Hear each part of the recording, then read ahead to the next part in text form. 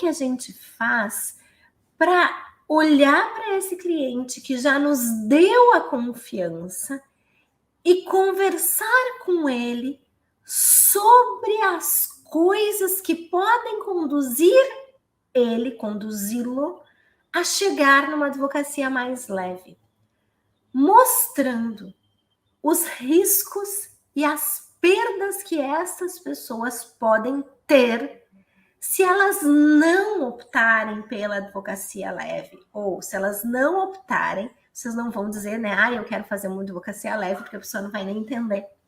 Se ela não optar por usar o caminho mais rápido. A pessoa tem um firme propósito na cabeça dela, ela tem uma crença de que aquilo que dizem que a justiça demora é só para as outras pessoas. No fundo do coração dela, ela acha que ela vai ajuizar o divórcio dela, gente, ou a dissolução da união estável dela, e que o dela vai andar, vocês entendem?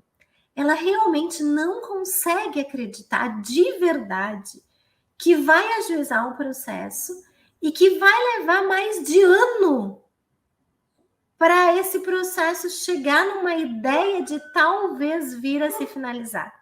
Ela não enxerga isso. Por que ela não enxerga?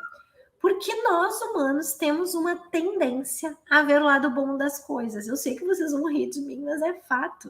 O pessoal da análise econômica do direito, da parte do comportamental, eles dizem que a gente tem uma tendência de romantizar. Não é esse o termo que eles usam, mas eles dizem que a gente tem uma tendência de ter altas expectativas, não acreditando que a estatística vai servir para a gente.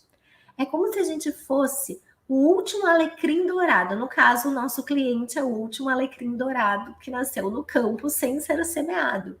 Então, quando a gente fala com ele, a gente diz assim, olha só, o seu processo de divórcio vai levar mais de 3 anos. A pessoa olha para ti, ela faz assim. Mas no fundo da cabeça dela, o pensamento mágico, a Lu dizendo ali, né, Lu? O pensamento mágico.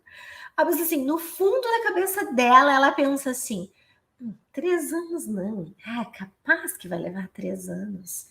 Não, isso aí, esses outros processos no meio é simples, o juiz vai pegar ali, vai ver que eu tenho razão, porque sempre a gente tem razão, e vai me dar aquilo que eu quero rapidamente, né? Porque, enfim, aí passa o primeiro ano e a pessoa tá brava com quem? Contigo. A professora Marília entrou na live e a professora Marília, ela tem um desenho que ela sempre usa nas palestras delas, que eu amo, que é um iceberg, quase como se fosse o Everest da nossa profissão de advogado. Começa com o namoro, tá tudo lindo, tudo... Primeiro ano, segundo ano, terceiro ano, e aí chega no final, gente, se o cliente ganhou é porque ele tinha muito direito, e se o cliente perdeu é culpa tua, advogado incompetente. É esse o resumo do que ela traz. E é verdade, gente.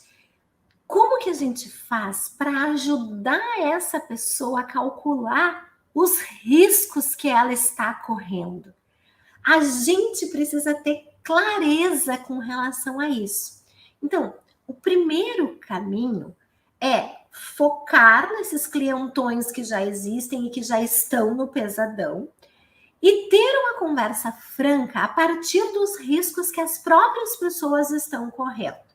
Ai, Simone, não estou te entendendo. Vocês concordam que o tempo é um risco forte, mas que não é um risco normalmente considerado pelas pessoas? Vou dar um exemplo para vocês.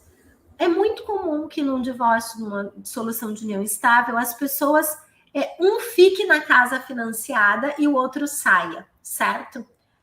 Por algum motivo também de pensamento mágico, a pessoa não se dá conta que vai ter que começar a pagar o condomínio sozinha, que vai ter que pagar a prestação inteira da casa sozinha, e que vai ter que sustentar até que o juiz defira os alimentos integralmente os custos.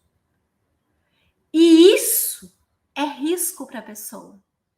Então, quando eu digo para vocês que o primeiro passo para quem já tem cliente conseguir transformar essa advocacia pesadona numa advocacia leve olhar para os próprios clientes que já têm confiança, conversar sobre os riscos deles,